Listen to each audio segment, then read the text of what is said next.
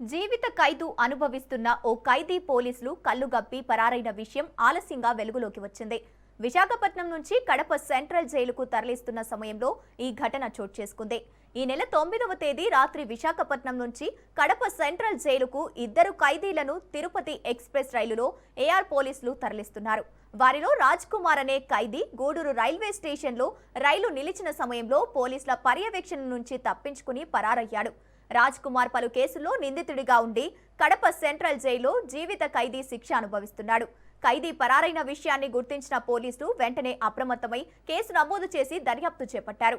ఘటనకు సంబంధించి Gudur railway స్టేషన్లోని CCTV ఫుటేజ్లను పోలీసులు పరిశీలిస్తున్నారు. పరారీలో ఉన్న ఖైదీ ఆచూకీ కోసం పోలీసులు ప్రత్యేక బృందాలతో గాలింపు చర్యలు ముమ్మరం చేశారు. ఖైదీ ఎలా తప్పించుకున్నాడు, భద్రతా లోపం ఎక్కడ జరిగింది అనే కోణాల్లో విచారణ కొనసాగుతోంది.